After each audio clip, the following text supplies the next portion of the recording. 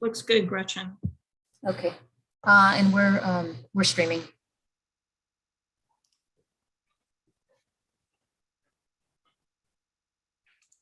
All right. Let's kick this thing off.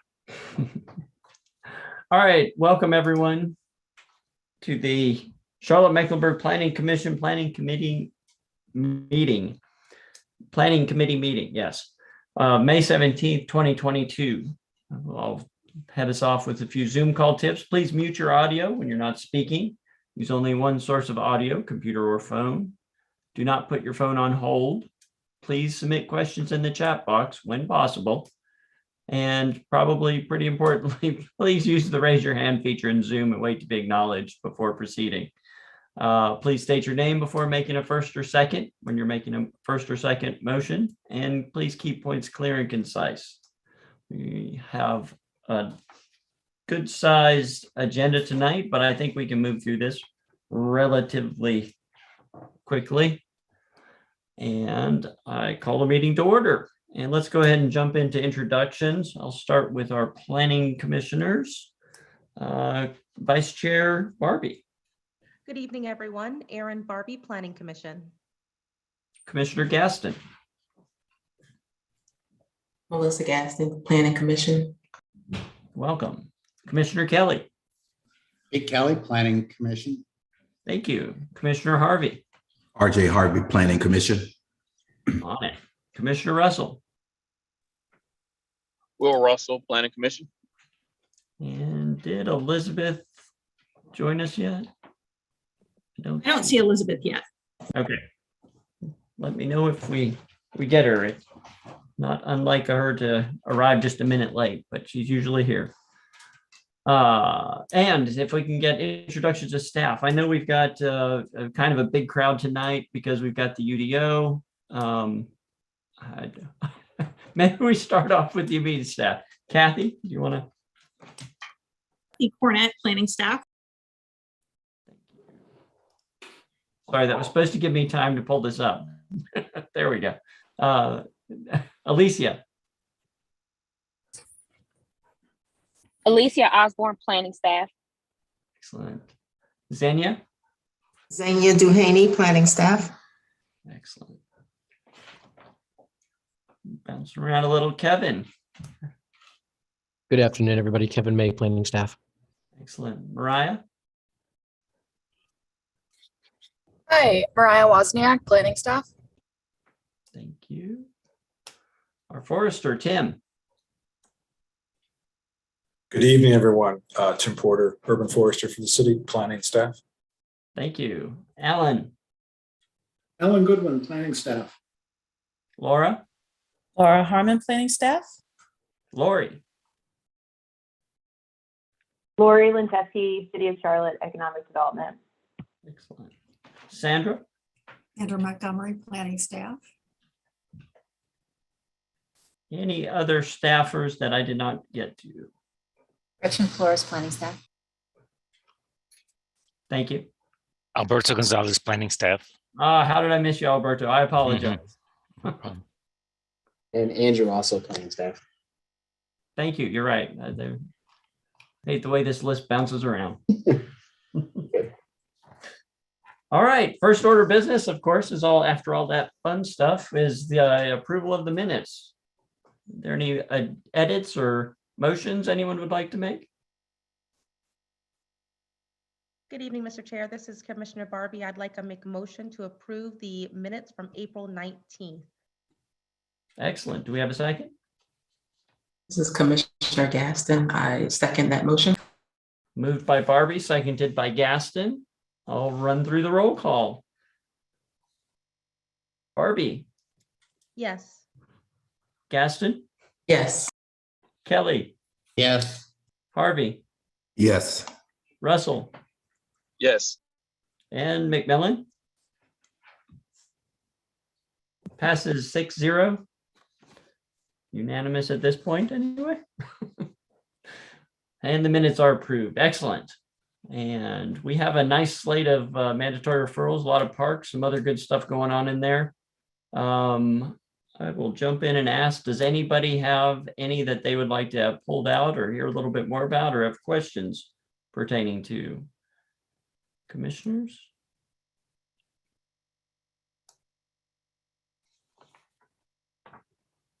Seeing no hands. I have one comment, really more of a compliment. Well, no, I don't need anything specific on it, but on 2215, good work, I feel, finding, bringing that little half-acre parcel into the park and greenway space there. I think will make a really difference on how that, it will make it more visible from the road, which I know a lot of people use that road on Albemarle there and have no idea that there's a park underneath you. I mean, the greenway heading south there, of significant length and size. So good work on that. And then I did want to check and see if Commissioner Harvey, did you have anything? I know you've paid special attention in this part of the city, your experience over there. Do you have any comments or questions on 22-17? No, sir. I'm up to speed. Excellent. Thank you. Fantastic. Mr. Chair, I actually had a question about 22-17. Go right ahead. I believe it's Alberto. You're the one that is overseeing this one for the county. I'm sorry, for the city. City. Thank you. This was something that was published and had a lot of media around it and community involvement. I just wanted to know if there have been any updates on feedback about this acquisition since that. So we have actually Lori from Economic Development on the call who could probably better answer your question on that. Thanks, Alberto. Thank you, Commissioner. So as far as feedback on this, we've just been working with the West Boulevard Neighborhood Coalition, trying to understand their needs, work with them with what's going on in the community and how we can further help this community. So is there I guess the intent for a collaborative process on the vision for what happens here? Yes, and we're probably going to be setting up meetings in the next coming week or two as to how we can collaborate with the vision for this area.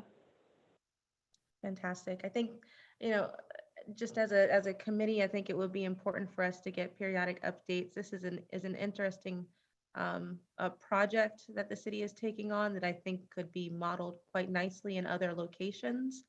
So I'd be interested in following this one. So thank you, Lori. Very Absolutely happy to attend anytime you want. Very good point.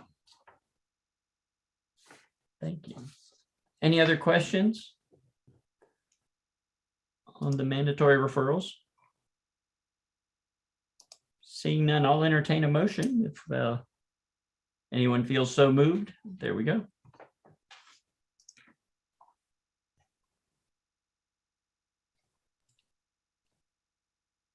This is Commissioner Gaston. I hope I do this right. You're recognized, and it's a good time to try. Thank you. The Planning Committee reviewed mandatory referral reports 22-12, 22-13, 22-14, 22-15, 22-16, and 22-17 on May 17th, 2022, and have no additional comments for the submitting agencies. This is Commissioner Barbie. I proudly second that excellent mandatory referral. Moved by Gaston, seconded by Barbie. I'll go straight into the roll call. Commissioner Barbie. Yes. Commissioner Gaston. Yes. Commissioner Kelly. Yes. Commissioner Harvey. Yes. Commissioner Russell. Yes. And Commissioner McMillan. Okay, that passes 6-0. Excellent. Thank you. Now we just only have one short item left.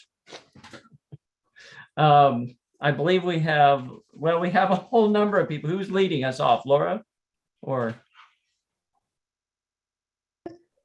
I was muted. I apologize. I will be leading us off, and then Tim Porter will also be going through heritage trees, and Kevin is managing the slides, and Alan and team are here to help with answering questions. So we go to the next slide.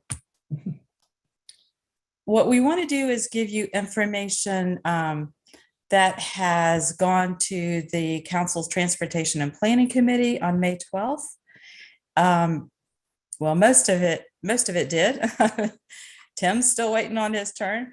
And it's based on I said input from, it should be output from the UDO economic impact analysis.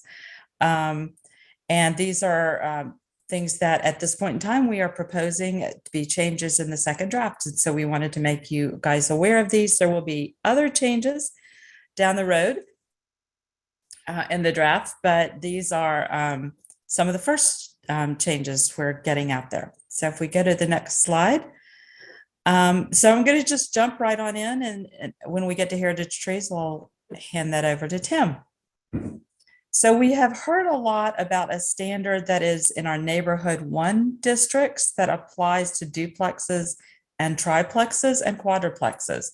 And that is to limit the sidewall height to 12 feet at the setback. And so let me go to the UDO economic impact analysis, had a design component and an economic component. So I'm going to briefly tell you what each of those components showed with this and what the staff direction is with this. So the design analysis found that this will largely prevent 2-story duplexes and triplexes from being built on lots that were less than 70 feet in width, because the way that you can get higher is to go further into your lot. But if you have less than 70 feet, you really don't have the room to do that, and still in most cases get a duplex or triplex on the lot. And from the economic side, this will lead to lots being developed or redeveloped typically into single family homes. And as we know, those tend to be larger single family homes that may or may not be in character with the neighborhood. And so what staff is recommending or is going to be doing is modifying the draft to allow 20 feet of the sidewall height at the setback instead of the 12 feet, to allow a 2-story home to be built on these lots. We do still have the residential infill overlay district that is maintaining the 12 feet, and that is 12 feet unless the sidewall of your neighbors is higher, and then you use the average.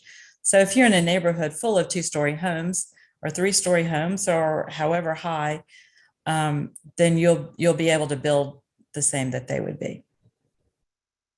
So, and I've got a few of these to go through. Maybe when I get to the end of what I'm presenting, we can go through questions if you'd like. That sounds the good. Residential conservation residential development alternative allows for reduction in lot sizes in exchange for greater open space, including tree safe. And this applies to the neighborhood 1 A, B, C, and D proposed districts. And as written, you have to have a 10-acre site to utilize the alternative. And what we found, the design consultant found, that provisions similar to this or in the current ordinance are often used with the R3 districts to allow for lots from 40 to 60 feet in width. And it's happening on smaller acreage than what we proposed in the UDO. And the economic analysis portion of this found the 10-acre minimum will reduce the use of this alternative. And we will probably have projects with larger lots, and we're really not using getting the benefits out of this alternative. So our proposal is to reduce the minimum project size to 2 acres to match the current ordinance allowances. And we think this will open this alternative up to many more sites. One thing I think it is important for people to know that at the periphery of these developments, you do still have to match what your base district is. So your rear yards, if you have homes fronting on a street and you're in N1B, you have to meet the N1B provisions. But as you move into the development, you can get much tighter with what you're doing, but preserving open space and having environmental benefits. Do you want to stop now? I can see Will's hand. Yeah, go right ahead. Will, do you want to jump on this? I do. We all know I like questions. My main question about the conservation residential development, I know before in the first draft, that there was a restriction for affordable units in the conservation district. Do we know if that provision has been removed to allow affordable units? I think what we had is you said you couldn't use the conservation residential development and the voluntary mixed income and use both of them, and we have removed that prohibition. That answers my question. Thank you. You're welcome. Anyone else have a quick question on either of those two? Go right ahead. Another area that the consultants studied and heard a lot back on is related to open space and green area. So open space is through zoning, saying that 10% of your site has to be usable open space. We give a lot of alternatives of how that can be provided. And then there is a 15% of the site typically has to be green area, which is a new version of tree save that in many cases provides a lot more alternatives than simply the traditional tree save. And there are some dimensional requirements for the open space as well. What the design analysis found is that the requirements that we have really lead to projects taking advantage of the fee in lieu payments instead of providing open space or green area on site. And in a minute, we'll tell you why we think part of that is happening. And the economic analysis said that the use of fee in lieu increases development costs and lack the flexibility to overlap the open space areas and the green areas, and the dimensions can reduce potential project yield. So we have worked through how we can overlap the green area and the open space areas under what conditions, and we found a lot of conditions where that would be acceptable. And also we have looked at and are adding provisions to allow overlap of stormwater buffers as well in many cases, and floodplain, sorry for the cattail, and modifying the minimum dimensions for open space so that this will be more flexible. Hopefully we will see more of this on site because people will be able to do it more easily on site.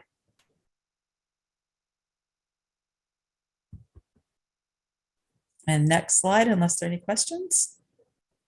Eevee charging. I did have one, sorry.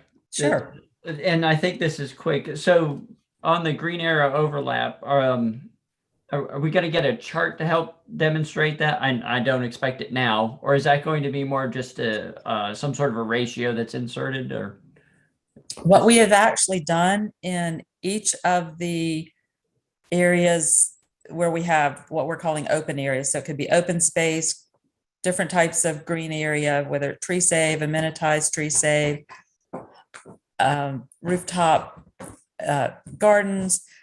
What we have done is identified in the ordinance. If you're, say, in the open space section, it says you can overlap with all of these things as well, as long as you meet the requirements of both. You can, and in some cases, there's a condition with it. You can overlap if in addition to meeting the requirements of both. Okay. So So we it's more noted within, or noted within, I think I yes. see where how you'll handle that. Okay, good deal. Thank you.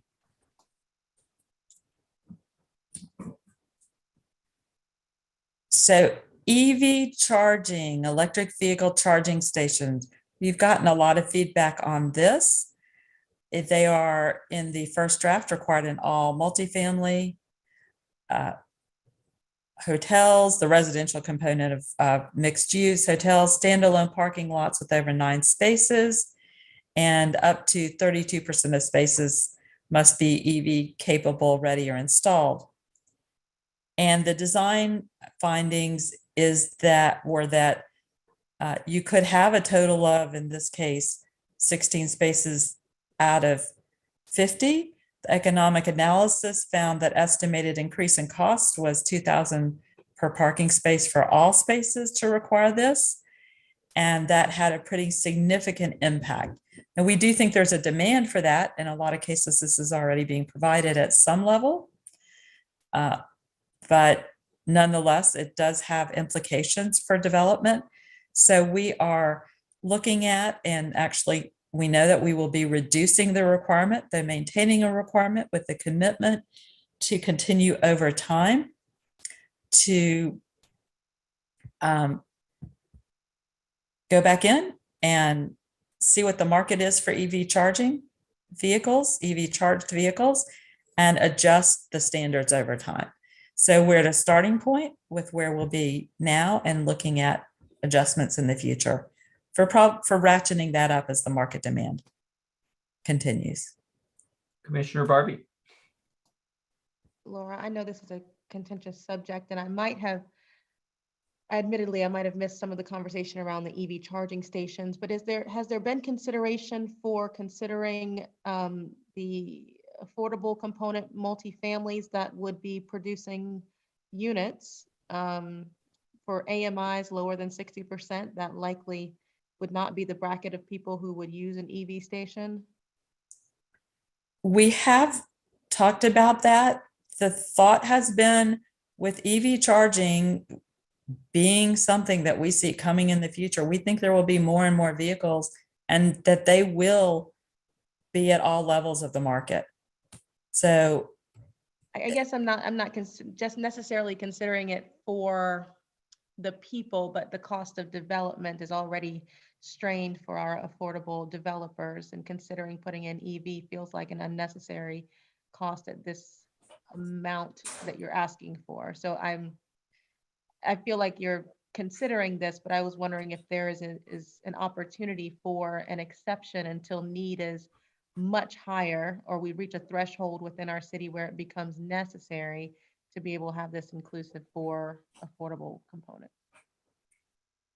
And we may be, and we're looking at a lot of things that we can do for affordable to bring the cost down. Not requiring EV is not one of them at this point in time. We'll go back and we're talking to some folks tomorrow, could possibly put this in front of them. The difficulty is if you don't get some of this in at the beginning, it is very expensive to retrofit. And we think it's important that everyone have access to EV charging.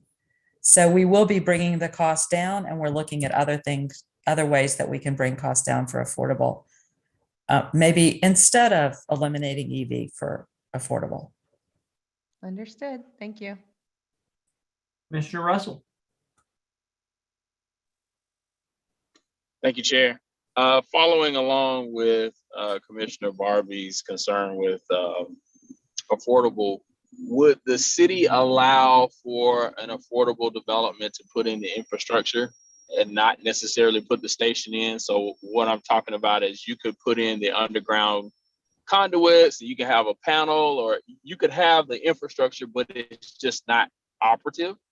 Would the city allow for that to be done with the understanding that, like Commissioner Barbie said, when the demand comes, the site will be able to upfit to a EV vehicle, but not necessarily have to pay for all of it up front?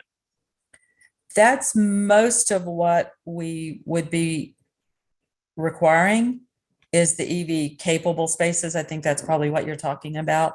and very limited installed. And one thing that I forgot to mention is that there are programs that I think we should work with our Office of Sustainability on this. There are programs that reimburse a lot of the cost when these are put in. So I think that's something to also look at. But yes, most of what would be required would be the capable and not the installed. Limited number of installed, many more capable. Okay, and just to be clear, when I say capable, I'm saying that the parking space, there would not be anything to identify that this is an EV station, just that the physical underground infrastructure would be there, but nothing else. Would the city allow that to be counted as an EV space? Because that would save considerable amount of money for an affordable development. Yes, most of the spaces required would only need to meet that standard. And I Andrew was on here as well as Alan, who worked on this, and you guys may be able to fill in a little bit better than I can. Yeah, I can add to that. There is no requirement for parking until you hit at least 26 parking spaces. So if you're providing fewer than 26 spaces, there's only a requirement to put in the capability for future parking. Parking facilities, lots, or parking garages from 26 to 50 spaces. The requirement is to only actually install one EV charging station. And then once your parking exceeds 50 spaces, 2% of your parking spaces actually have to have an actual EV charging station as proposed in our revised. So for example, if you've got 100 parking spaces in your project, you would need to provide 2 actual charging stations. And we think it's important, regardless of whether it's an affordable project or not, that people with electric vehicles have the option of a place to charge their vehicle. And we've had a lot of discussion about people who are living in affordable housing, whether they actually would have an electric vehicle, and we decided that yes, they may well have an electric vehicle that needs to be charged.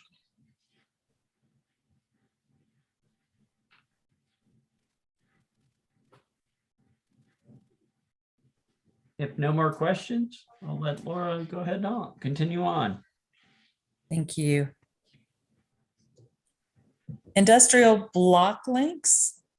The draft UDO specifies a preferred block length of 800 and a maximum of 1,500 in the manufacturing and logistics areas. And the design analysis found that many buildings have lengths of 1,000 to 1,700 feet, don't really work well with those standards. And similarly, the economic analysis found that block lengths could limit the size of buildings, which will lead to more costly projects because of more buildings, and buildings that are smaller than what the market wants to see. So we are proposing the increase of the maximum block length to 2,000 feet. And I think we went to preferred to 1,600 anyway. And to provide an exception when the size of a building cannot be accommodated by the block lengths. So really trying to align our standards with the market. These are not areas that provide, frankly, great amounts of connectivity, though we'd like people to be able to take transit to these areas and get to their place of business. So we know that we still want connectivity, but we also want to accommodate the buildings that could be built out there. Quick question. This is only in our industrial. This is not our innovation. This is not right. This is only our most industrial category. That's correct. Yes. Just making that clear to everybody as well. Thanks. And next slide. We are doing a lot of work right now on a mad rush on affordable housing. And one thing that came up through the economic impact analysis was zoning flexibility. And this is a little bit counterintuitive, but well, actually, the idea has changed a little bit from what I thought we were looking at. Sorry. Currently, the affordable projects in neighborhood one zoning districts can use the next denser district regulations. So if you're N1A and you meet the affordable thresholds, you can go to N1B and N1B to N1C and so forth. And we have found, or our consultants have found, that affordable projects benefit from the flexibility of using different zoning districts. And an example is in a neighborhood center parcels being able to use the N2B standards because they're less urban. And sometimes projects that are being built want something that's less urban. They don't have to meet all of the same standards. And the economic analysis found there was greater flexibility in site design. And that flexibility is often more valuable than the increased density.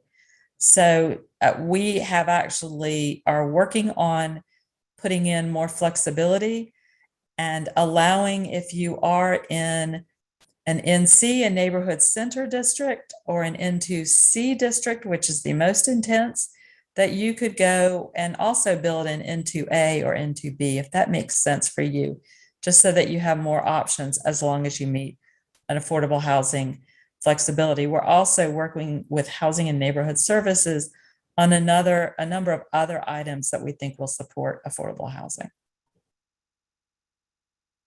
More to come on that.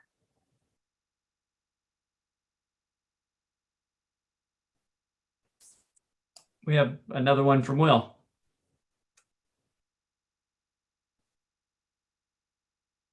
Will? Sorry about that. Couldn't get unmuted. Understood. So if I'm understanding this correctly, you're saying that if using your example of a N2B, you're saying that if I'm doing an affordable complex, that I have the flexibility to use N2A, N2B, or N2C, so long as I'm providing affordable units in that context? If you're zoned N2C, you could also use N2A or N2B standards. Okay, so you're allowing me to either up or down zone however I need to work for my affordable units. Yeah, you're going, it's counterintuitive, but you're going what would seem to most people like you're going backwards, but you're going from an N2C set of standards that are very urban in nature to say an N2B or an N2A that may better fit the type of development that you might propose. So if you're doing more of a kind of a garden apartment style or townhomes, those work better in N2A and N2B than they do in N2C. So you would have the choice to use those. Exactly the example I was going to ask about. Right. Okay. Yeah, I was just trying to understand that, because the paramount part of any affordable development is the cost. And to be honest, you're not building anything affordable unless you get free land, or unless you've got a rich uncle. So, anything you can do to reduce that cost, and this may be one of those things that could do that, would be helpful in spurring that development. And it's an incredible challenge right now. We know that. Thanks for digging deeper on that, and I look forward to seeing the edits when we get there. Thank you. Now to heritage trees, and hey, I'll just briefly go through this, Tim, and then you can go into all the detail if that's okay. Sounds good. Yeah. So the draft UDO requires that any heritage tree, and that's defined as a tree that's native to North Carolina with a diameter at breast height of 30 inches or greater, cannot be impacted. And there are some exceptions, but it's fairly stringent. And the design analysis found that the presence and location of heritage trees on a site can really challenge project design. And that felt like the current draft didn't provide the amount of flexibility to address that. The economic analysis found it was difficult to quantify this because every site's different. Every site has different trees, but there would be upfront costs needed for tree survey.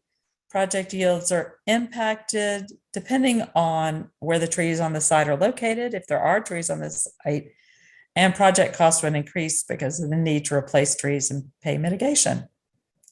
So I'm going to hand it over to Tim now. Thanks, Laura, and a good evening again to commission members. Thanks for the opportunity to be before you tonight to inform and present our recommendations to council for the second draft of the UDO for this specific heritage tree regulation. Really quick summary to kind of build on top of what Laura just shared is this regulation is proposed to apply in two main ways. There's the non-land development scenarios, and that's explained in the chart in front of you, and then we'll get into it, the land development triggered permitting type scenarios. And to Laura's point about the stringent nature of the first draft regulation, it's important to know that this would apply to property owners in the non-land development approach. And so what we're trying to do overall with this regulation is meet council's policy objective to slow the decline of tree canopy loss in especially residential areas, residential infill type areas. That was the biggest source of canopy decline from 2012 to today, incremental loss. So this type of tool, this regulatory tool, the heritage tree regulations, is a commonly used approach across the state and the country. And the four key strategic areas of purpose we're trying to balance with this regulation is preservation of tree canopy for benefits, of course, flexibility for property owners and development customers, tracking of heritage trees to get a better granular understanding of how important they are to the canopy and how impactful they are to property owners, and then mitigation for any loss of heritage trees. So I welcome any questions at any time. And jumping into this table, moving from left to right, we're doing it. Where are we now? The first draft and our proposed recommendations for the second draft. For heritage trees, we don't really have anything right now for non-land development scenarios. These would be scenarios that are not triggered by development. The regulation would be a blanket protection across the city of Charlotte. In the first draft, we proposed a very strong preservation strategic intent with this regulation. As Laura mentioned, you really could not impact them very much or remove them without providing a significant conflict with design or property restriction. Any authorized removal of a heritage tree, in the middle column now, second cell down, any authorized removal would require mitigation, and that would be $1,000 mitigation fee plus one tree replanted on the site. A permit would be required for removal of any heritage tree unless, as you see in the bottom cell in that middle column, unless the tree is diseased, dead, dying, or hazardous, or even like high risk, meaning a hazardous tree that's obviously to the layperson looks like it's going to fall. Of course, you can remove that without a permit, no mitigation, but also heritage trees that are in decline, where a certified arborist or landscape professional assesses the tree and says within 1 to 3 years this tree is likely to fall. That's high risk. Those would be authorized for removal without a permit or need for mitigation. So based on a lot of feedback and a lot of weight also and value came out of the consultants' analysis, design, and economic impact, we see a need for more flexibility. We propose some changes to this regulation. So again, just in the non-land development scenario of how this would apply, removal would now be allowed essentially at any time. That's a significant change. there would not be a need to demonstrate a significant property restriction or conflict on the site. A permit would be required. I'm kind of jumping around a little bit in that third column, but the tree could be removed at any time. The mitigation requirement has been lowered to $500 per tree and one tree required to be replanted. That fee could be reduced or eliminated if property owners plant additional mitigation trees on a property. Permit would be required, but there's another opportunity to mitigate, or excuse me, reduce or eliminate your mitigation requirement by preserving a specimen tree, which is a large mature tree, but a smaller class below heritage trees. And I do see a hand raised there, Mr. Kelly, so happy to answer anything. Couple quick questions. Is this starting off with the 30-inch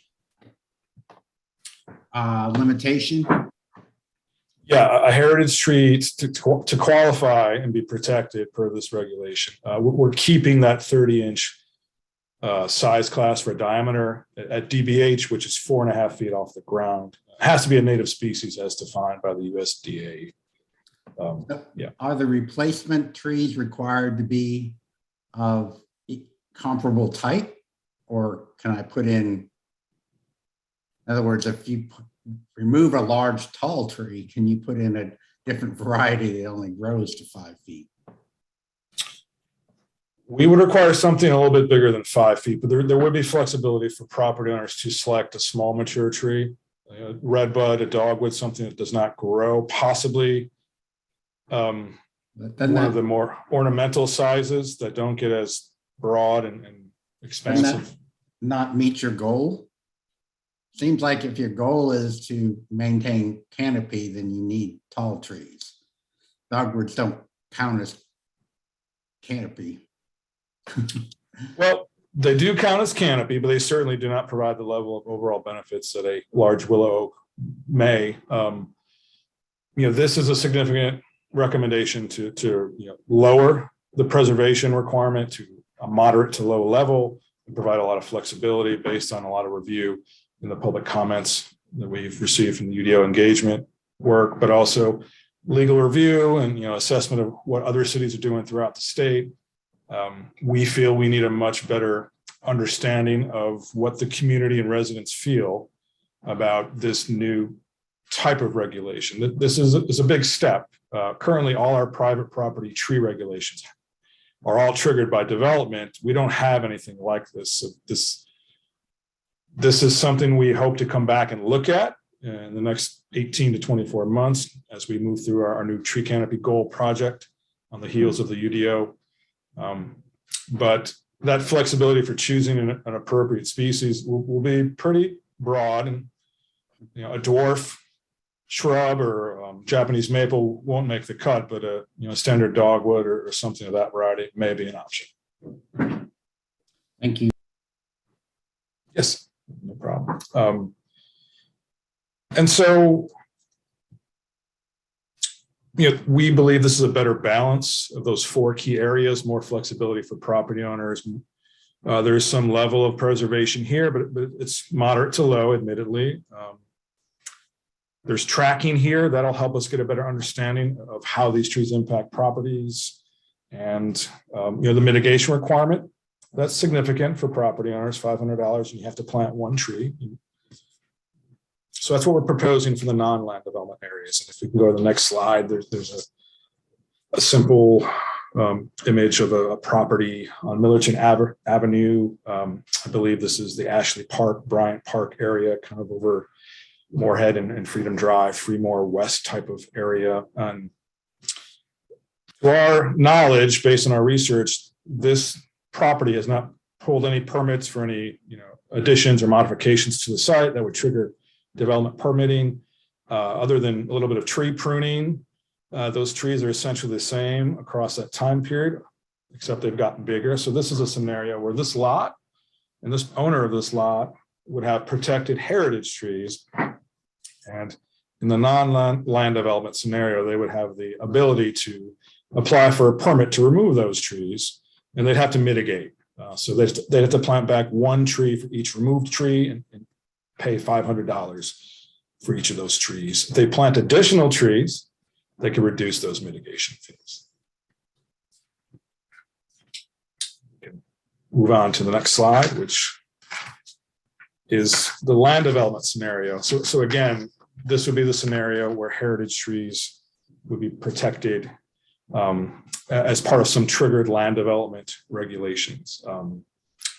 Moving left to right, again, it's a where are we now, first draft, and then what we're proposing for changes in the second draft. And it's important to note that there is our current heritage tree regulation and our current tree ordinance. It's essentially, it doesn't really accomplish much, to be completely blunt. It seeks to preserve champion trees. These are massive, the biggest of the biggest in the state, and there really isn't that many throughout any county in North Carolina. So we see less than one of these per year. On a scale of 0 to 10, 0 being no preservation, 10 being a very strong and strict preservation, this is essentially a 1 rating. No mitigations required now for development customers. Development customers, as you see near the bottom of that first column, if they do select and preserve and identify a heritage tree right now, they'll get double credit for that tree's canopy towards their tree save requirement. So in the first draft, we've proposed, the middle column there shows what we've proposed, that preservation is required unless there is a significant, reasonable conflict. But it was a very strong preservation strategy. I would say it was probably along the lines of an 8 or a 9 on that imaginary scale I mentioned a second ago. That's a big step. The mitigation was the same as for property owners in the first draft, $1,000 per tree, and 1 mitigation tree planted. There was no incentives for development customers. The approach was these are heritage trees, you have to preserve them. And again, any dead, diseased, dying, hazardous, declining tree can be removed without a permit. We want to make sure that there's safety precautions available.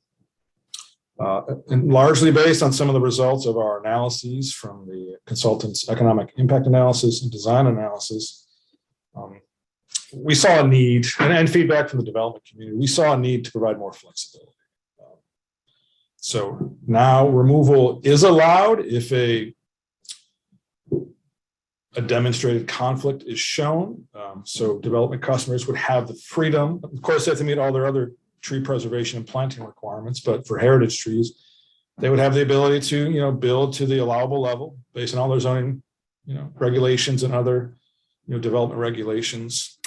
Any required infrastructure such as streets, sidewalk, stormwater management, sewer, things like that, could be a conflict that would justify authorized removal. Development customers, again, would have to demonstrate that conflict. If there is no conflict, the development customer wants to remove a heritage tree that would end up in a lawn area or an area on the site would not be really impacted by any development activity or land disturbance activity, then that's a situation where staff would push for preservation.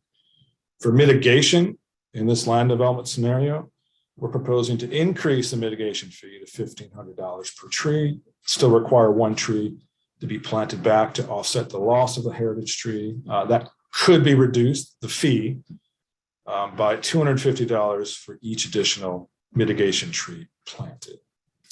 The preservation of any specimen trees on a developing site would eliminate that fee of $1,500. Again, specimen trees are the heir apparent to heritage trees. These are trees of 20 inches to 30 inches in diameter that will become larger, mature trees or eventually heritage trees. So the preservation and retainment of any specimen trees would be able, would qualify a development customer for the waiver of a $1,500 fee.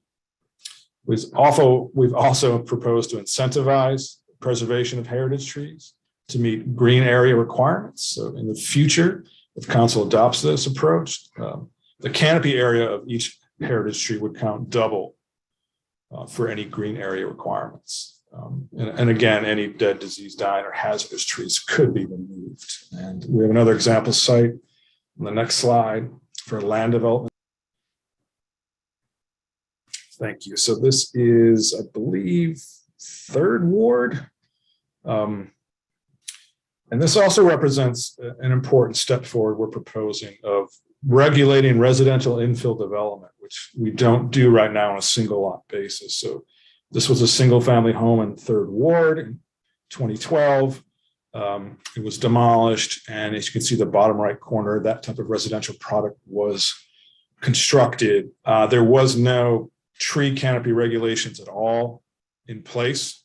We do not regulate that type of development right now. So this is related to heritage trees, but also a separate proposed step forward in the UDO is to start regulating for tree canopy purposes infill development of this type. That will include a heritage tree preservation requirement. Just went over that in the previous slide.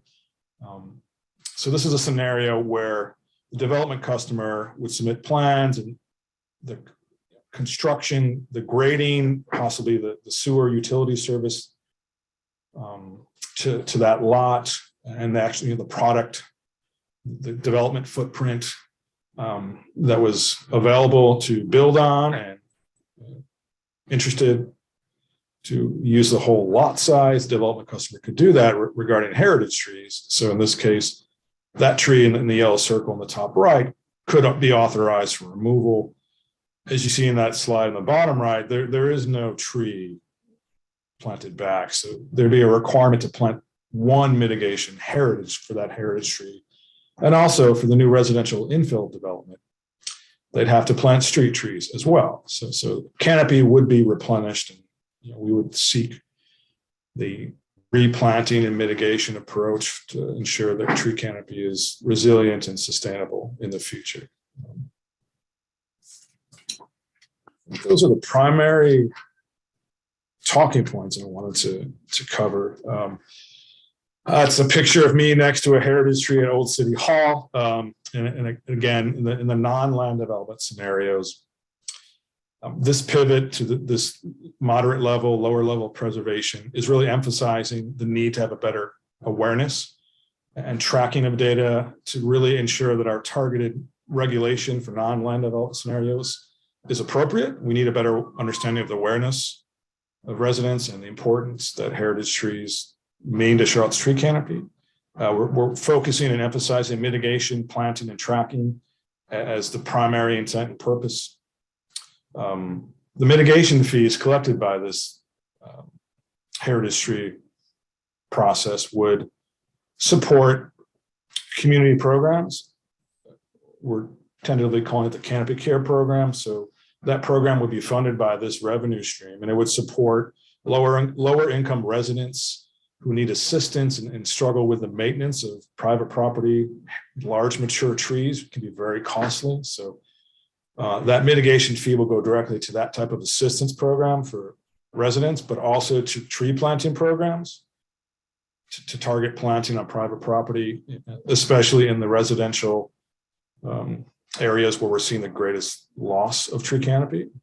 And this new approach would provide significant flexibility compared to the initial first draft heritage tree regulation for development customers.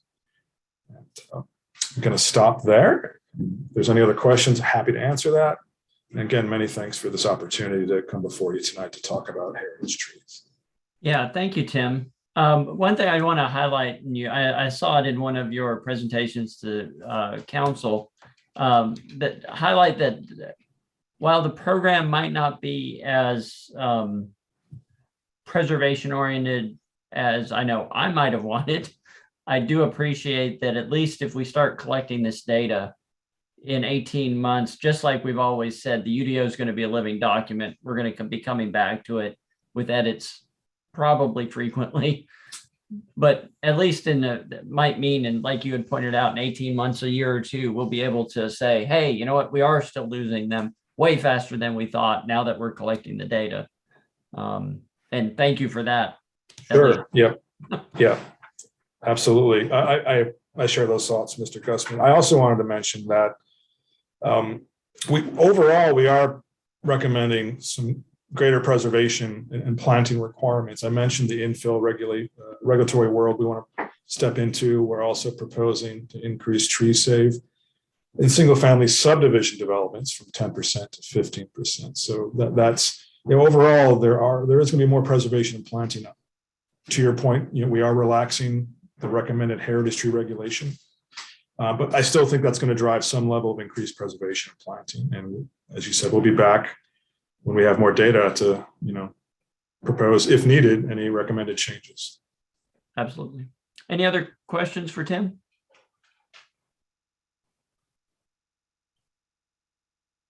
Seeing none, I don't know if you have another slide or what else we've got.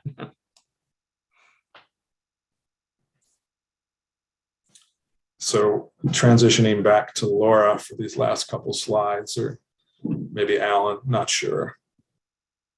Thank you, Tim. Though it's I was looking forward to finally getting you over here to talk through this, and I appreciate it. Yeah, thank you for the opportunity.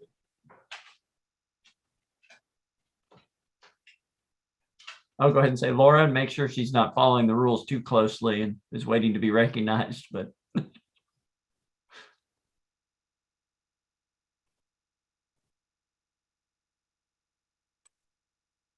and if she's having technical difficulties, do we need Kevin or? I think, Mr. Chair, I think Alan's getting ready to step in. Thank you. Okay, that works too. Yes, thank you. We just wanted to go over, and it's a lot of detail, but these are some areas that are important to our development community. So we just wanted to go over them quickly with you. I know Laura's back on camera. Laura, do you want to jump in here? Since you've been through this. I'd be glad to. Okay, thank you. You're saving me from myself. Reading these slides. I wasn't sure if there was a cat emergency. No, I actually joined another meeting accidentally that had already ended. So zoning translation and alignment. First thing we want to say is we're recommending an effective date to be 9 months after the adoption of the UDO. It's a pretty long time period, we understand, but we're hearing that this is such a big change for our community that we really folks need the time, both internally at the city and externally. So I want to put that out there. And then how this will work with existing conventional zoning is that it will, if someone has a site that is zoned conventionally, it will translate to one of the new UDO districts on the effective date of the UDO. And that would be, for example, if you had B1 zoning, you would translate to the CG, General Commercial Zoning District, on that date. Conditional zoning won't translate because each conditional zoning is its own little zoning district. So we will, however, consider conditionally zoned properties during the alignment zoning after the UDO goes into effect. And this will occur kind of in conjunction and at the tail end of the community area planning process and following that process as well. And we will, for alignment zoning, we will look at properties place type as confirmed or updated through the community area planning process, as well as a number of factors. And we're still we haven't actually had a chance to get to really looking at what are the contextual factors that should also play into this and other elements. And we will have an extensive community engagement for the zoning alignment process. So a little bit again about conventional zonings. If someone is in the rezoning process, they will translate their conventional request will translate to the new district if it is still pending on the effective date. So for example, if someone has a request to go to B1 and the effective date comes and goes, after the effective date, the request will change to the CG district. So we will not be taking conventional zonings through using the old districts after the UDO goes into effect. And you can file a conventional rezoning beginning on the effective date of the UDO for a new UDO district. So if you want to rezone to IMU, for example, on the effective date, you can file.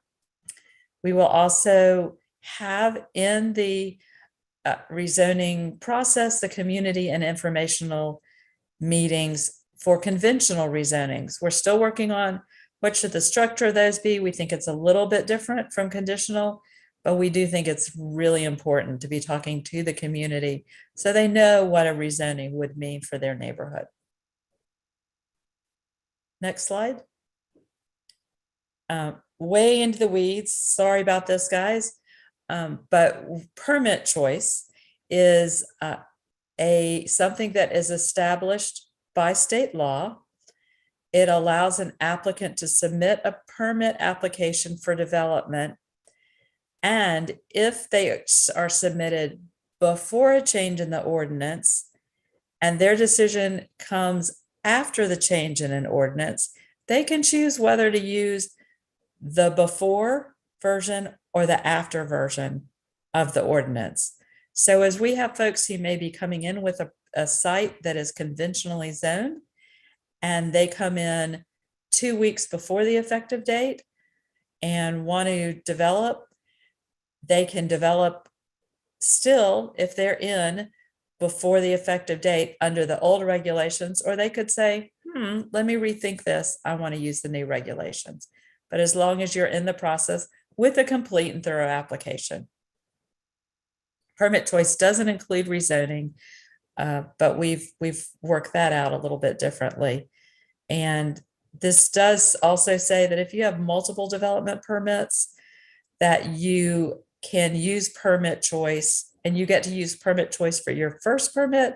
You can use it for subsequent permits if you're in within 18 months.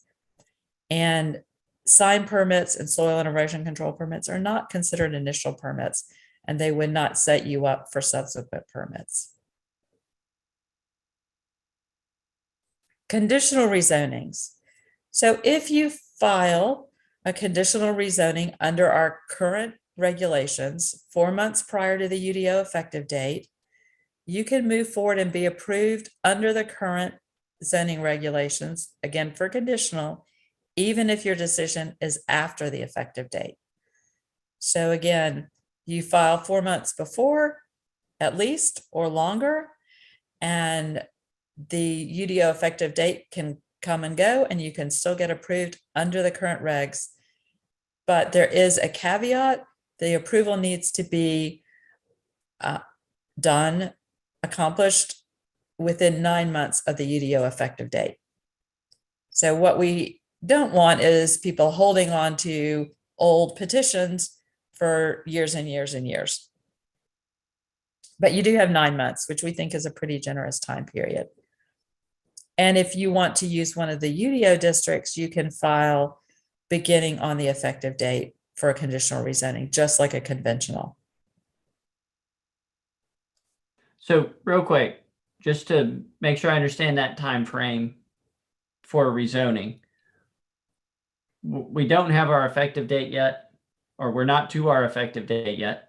Putting in one conditional on the current system, I've got 9 months after the effective date to use it. Just make sure that's to get your decision. Yes. Correct. Okay. And All then, Well, if you go to the next slide, okay, it's going to tell you how long you can continue to use that zoning that you got approved. There we go. Vesting is established by state law. Different types of development have different vesting periods, validity periods for vesting. Vesting applies to conditional rezonings, multi-phase development, preliminary subdivision plans, and development permits, commercial development permits. So your vesting right becomes effective on the day that you get approval for something. So, and I keep meaning to change this slide and I forget to make it a little clearer. For a conditional rezoning, you have 2 years of vesting unless you ask for more during the process, and it can be up to 5 years.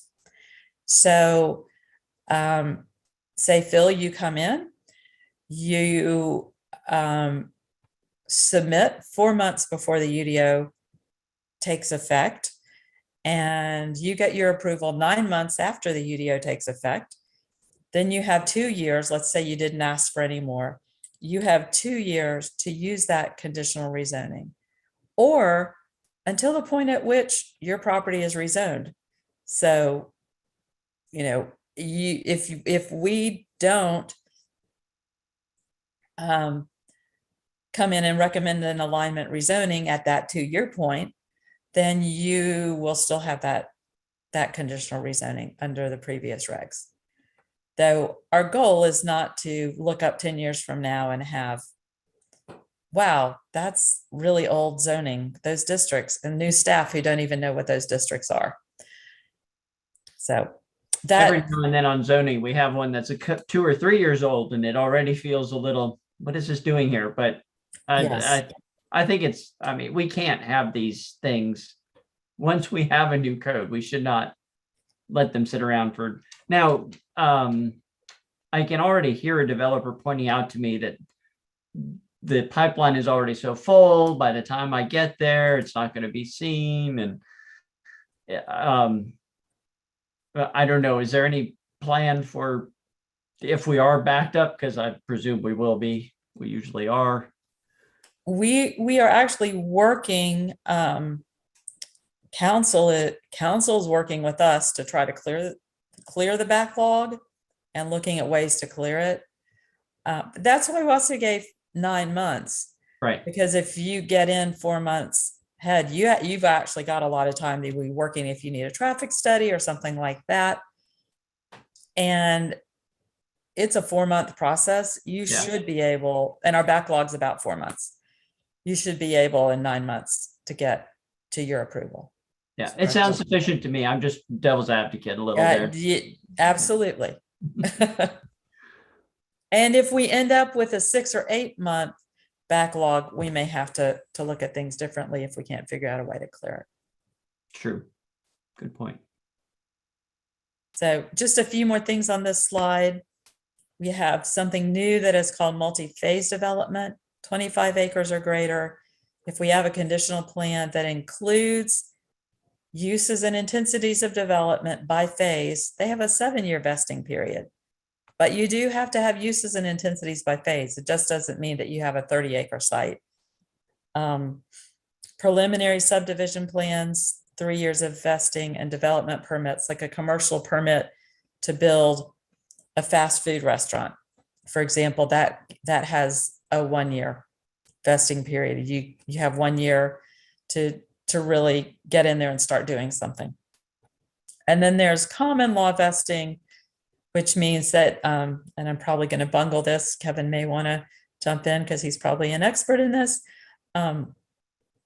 with his background, but it basically, in my mind, means you have relied upon a government approval and you have made investments, significant investments into your development and your property. And at some point, and the state law is not clear about what that point is, you have common law vesting. In other words, it's too late for us to come back and say, time out, we want you to do something different under these new regulations. You get to move forward under those old regulations that you have been spending money developing under. And I believe that is the end of what we have. I'll put it out there for the rest of the commissioners. Any questions? I know there was a bunch there, not all of it, something we've spent time on before. So there was a lot to learn there. I appreciate the presentation. Definitely Laura and team and Tim. And some of that nitty gritty part of getting into where and how is this going to happen. I know at least a number of developers I've had the opportunity to talk to definitely lit up a little when the window of time that they could potentially play with when they get to which code they get to develop under So I'm hopeful that that makes that process, that translation easier for that conversion for them. We are too. Commissioners, any other questions? Seeing none. Thank you, Laura and team and all the staff. That was very good. Certainly feel like we're moving closer. That's excellent. I will remind all of our commissioners, I'll take this opportunity to remind all of our commissioners that we, in the next few weeks, oh, Laura, the next draft, do we have a date any firmer than? Couple of weeks. Couple of weeks, okay. Sometime in a couple of weeks, we're trying 2-3 weeks to get it out. Perfectly fine. Just reminding then all the commissioners that between now and our next meeting, keep in mind, we will be, at this point at least, presuming we will be coming here to vote on recommendation for approval of adoption. So get in front of that next draft. And I believe, Laura, there will be a edits, a red line copy, correct? It will come out as a red line copy so you can see all the changes. And there will be a public hearing that you all will participate in. Yep. And wow, funny thing on my screen. It is. We also want to make you guys aware that council is having a workshop on the UDO Monday morning. You all may have already spoken about that. Just as a reminder. Have not, but that's a very good point. 9 to noon. If you get a chance, and it will be recorded as well. And I also want to recognize Cindy Montgomery, who's on here, who I should have asked her about the vesting because she is totally our guru on state law and 160D. So my apologies now seeing her on the screen. I want to recognize that she's. That's okay. I'll let Peter ask his question because he might touch on that. Maybe she'll get an opportunity. Now, my question was just clarification of how long after the draft is published till when we try to vote. So how much time is there actually going to be to read the new version before? 3 days. Pardon me? But I gotcha. Just checking. I'm paying attention. I think the hearing will be in July. So we'll have engagement and we'll be back to you guys in June and then inviting you to a number of engagement opportunities so that you can watch the videos if you want to talk about what's changed. And then we will have a hearing in July. And then I believe it's at your July meeting, we would be asking for a vote. So Phil, does that clarify? Yeah, that's slightly different than what I heard yesterday from Allison, but I know this is a potential moving target and it might even require a special meeting for us. So everyone stay flexible and certainly to Peter's yeah, and what point, did you hear yesterday from Allison? Just so she had indicated that they were hoping to still be asking for our vote in the June meeting. Okay.